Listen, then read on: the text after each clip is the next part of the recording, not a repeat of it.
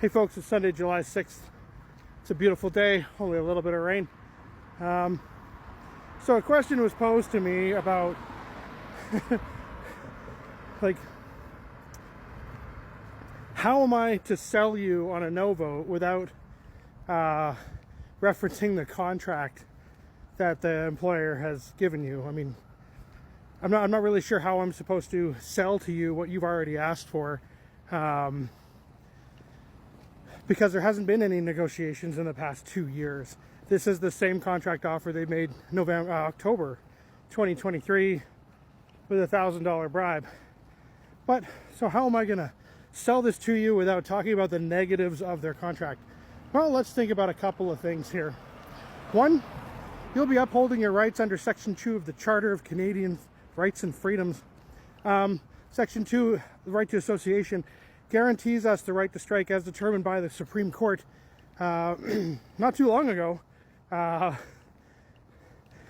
So we were in a legal strike position, we were on strike, that right is supposedly guaranteed. While we're challenging the CIRB and the decision to allow the use of Section 107 to send us back to work, we are challenging them on 108 and 108.1, but justice is slow. So by voting no, you will be defending your rights under the Charter of Rights and Freedoms, which will also be defending the rights of all the other workers in Canada who are going to maintain not being forced to vote as a standard. Nobody should be forced to vote on something they've already voted on. You'll also be sending a message, and that message is that it's not right, not fair, for a corporation just to wait the better part of 2 years without any movement at the negotiating table, while we've made attempts at concessions and they've made no movement whatsoever. You'll be telling them that that's not right, and that the government can't just decide that they're going to send you back to work, that they can't just force you to vote on a bullshit contract.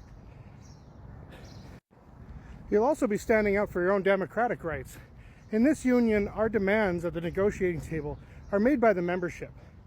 Back in the beginning of 2023, our members in the local had a special GMM where people presented their ideas to send to the national office, actually to the regional office. So we created our own ideas and we voted on them, and anything that was passed went to the regional office.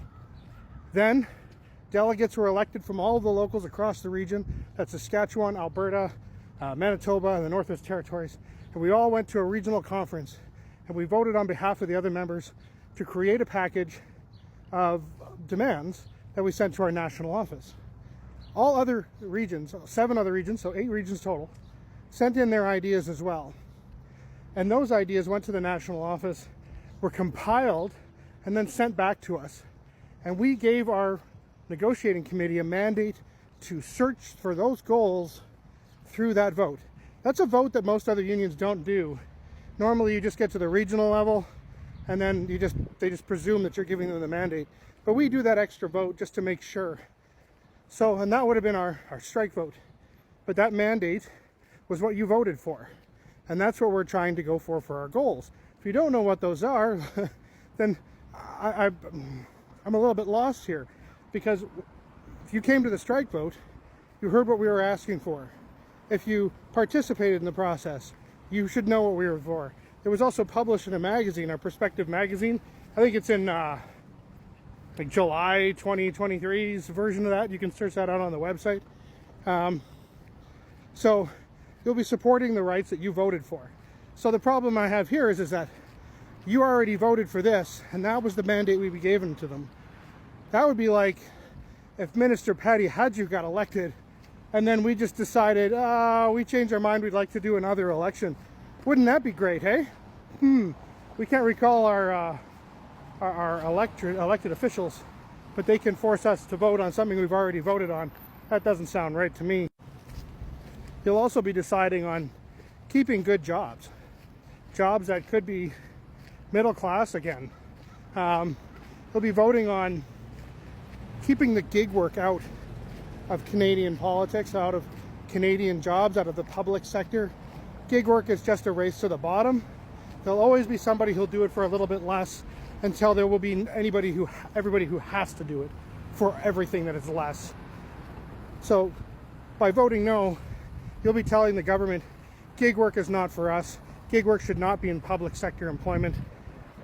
Only safe, secure jobs with good pay and reasonable benefits should be allowed. You'll also be voting on the direction that the post office is going to go over the next 2 decades, I suspect. Do we want a post office that's solely privatized? Do we want our retail all to be privatized? No. I think we want an expanded post office with good public services for all Canadians everywhere. So voting no to this is in essence voting yes to the expansion of our public services to serve all Canadians. So vote no. That's the recommendation of our National Executive Board, who've read the offer. That's the recommendation of our Executive Board, who've mostly read the offer because it's a lot of work.